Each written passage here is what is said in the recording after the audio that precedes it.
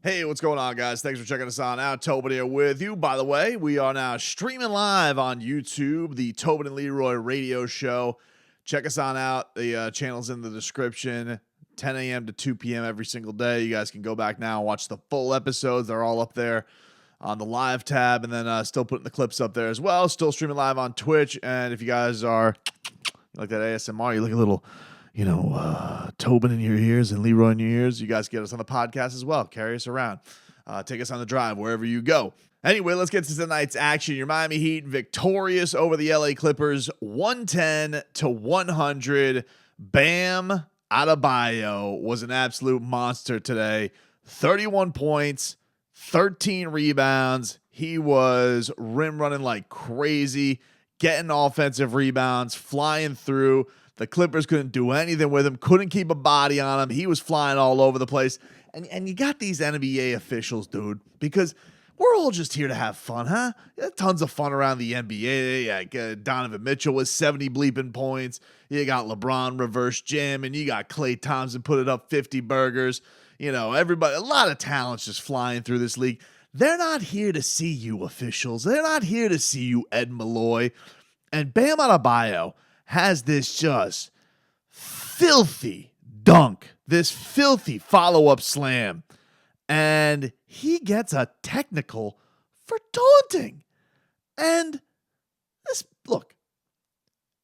Bam, first of all, barely gets technicals. Barely happens. I can recall like one this year, but barely happens. Barely bitches to the officials.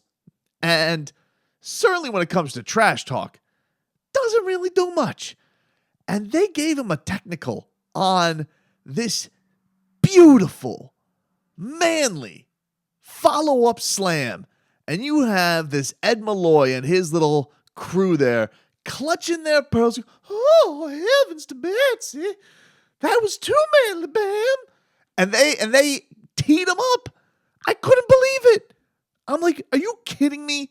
For the show poniness that goes on around this league, the chatting that goes on from the guards doing their stupid goggles or their shimmies or whatever they do when they hit their threes.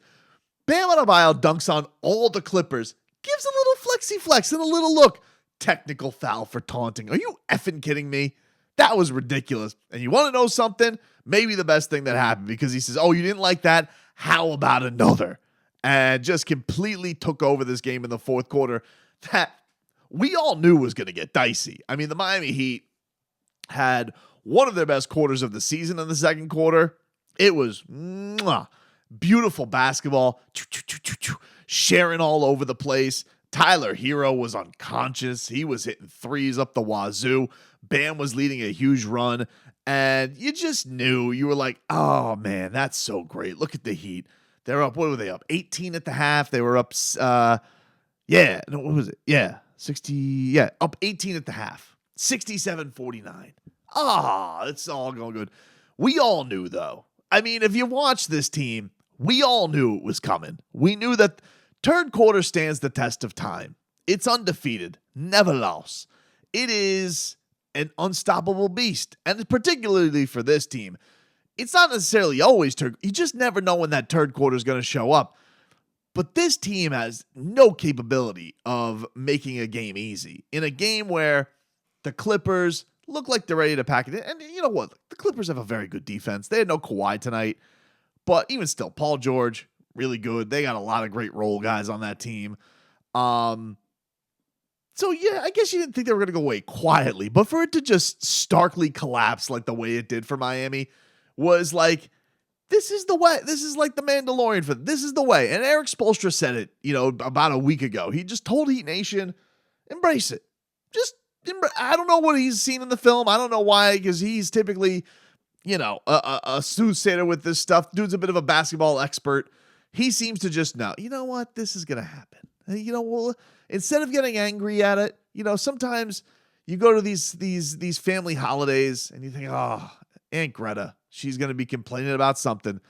You might as well just open up the liquor cabinet, sit back and enjoy the family drama because you know it's coming. And like this Heat team, I didn't think they were going to lose. I was like, this is what's going to happen. As soon as I got to like 12, I was like, oh, for sure, this is going to they're going to take the lead, the Clippers.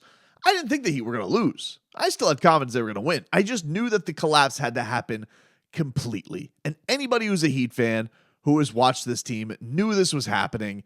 I don't know, like, what exactly was the moment. Maybe it was Marcus Morris going to the line, cutting it to 10. I don't know what it was for you, but we all knew it was coming. And you just had to accept it and be like, all right, let's get this over with, and let's get on to the rest of basketball. And that's why, by the way, speaking of Spo, my favorite thing from him is the travel. I love the travel call. I don't know if it's either the one finger or the whole hands. I just love the travel call from Spo, where he's just like, he has to emphatically discuss the walk that had just occurred. And it is so egregious that his hands are going at a pace that's faster than Speedy Gonzalez's legs. It is a delight. It never gets old for me. I love it every single time. Fourth quarter happens. Of course, the Heat, they go in there. Clippers are leading 83-81 after the Heat were up 18 going into the half. They outscore Miami 34-14. Like we said, we all knew it was going to happen. Miami, the fourth quarter was theirs. And the man who really was the catalyst for it was Victor Oladipo. Vic was getting out there, dude. And he was getting beautiful dishes. He had this beautiful step back, one-legged jumper that put Miami up 3. I was like, what a beaut. You know, he really was just in his zone. Then he had this steal from John Wall, finds Gabe Vincent for an early bucket. Heat are starting to get some separation. He then gets another bucket, puts the Heat up 5, and Vic's just all over the place. He was all over the place, making an impact. And this guy, I am so happy for Victor Oladipo. The dude looks confident. He's making decisions faster. One of the things that was noticeable about him last year was that Vic, and it felt like his teammates just couldn't get on the same page. You know, just didn't know his guys. They couldn't feel each other out. It was very noticeable. So not the case this year. He knows where guys are going to be. You could see the beautiful passes that he's coming through with, and you saw the trust from Spo. Spo is closing the game with him today, and that's the ultimate sign from Eric Spoelstra. It's not who starts, it's who finishes. That's what you always got to notice. And Victor Oladipo, he is playing fast. He looks fast. He's playing big. Dude has that giant wingspan. He is setting himself as giving John Wall headaches today.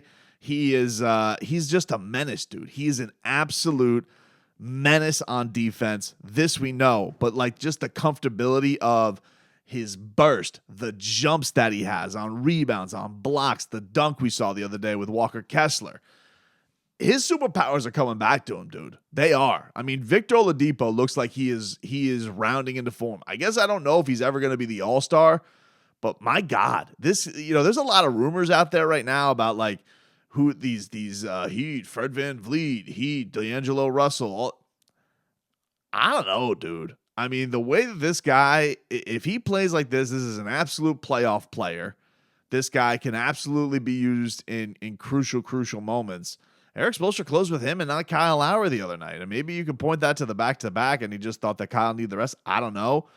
But even tonight, I was like, man, is Kyle even out? I know Kyle was out there, but was he out there in the final moments of that game? Like it was the guy, it was Tyler, Jimmy, Bam, Vic. They were the ones really doing the work. They were the ones going out there and trying to make things happen. That was he really looks special, man. He looks like he is. It looks like the reclamation project, and a lot of the credit goes to him because that's a huge mental hurdle that he had to go through with all the injuries.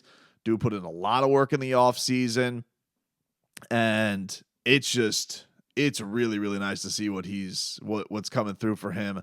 And Miami, look, they put all that stuff behind them in this game that had a big scoring collapse, that had the referees once again trying to be a little bit crooked with their, taking great offense to Bam Adebayo, slamming and flexing. Oh my God.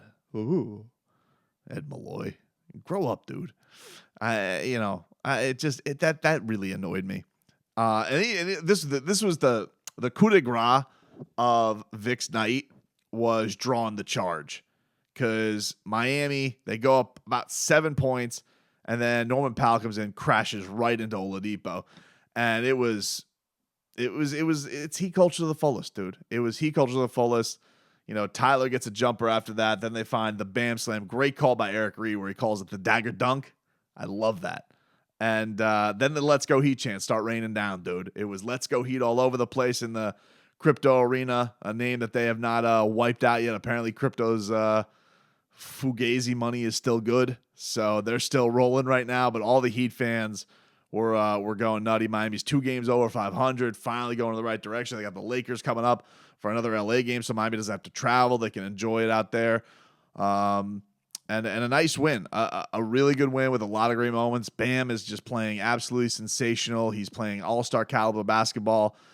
Tyler Hero, he had that just absolutely nuclear second quarter in this game, and then had the big buckets when they really needed him. He didn't score his first points until he put him up 6 at one point in the fourth quarter. So he had a really quiet third quarter in this game, but comes through when they needed him. And you got this win tonight, which was pretty solid all around. Outside of the disaster that was the third, you got this win tonight. Really a quiet night from Jimmy Butler. Jimmy Butler tonight, 2 of 8, 9 points. Got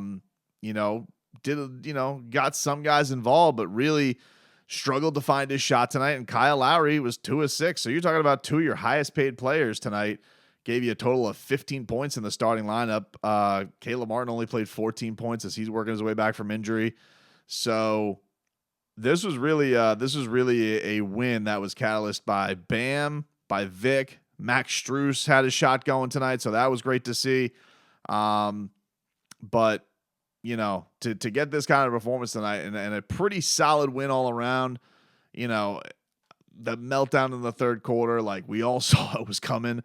But for the most part of the game, for the other 3 quarters of this game, it was, very, very Miami dominant. And that was pretty impressive to see with not getting much from your starting point guard and your superstar back from his knee injury. So nice one for the Heat. Keep this LA thing rolling. They got 2 wins on this road trip.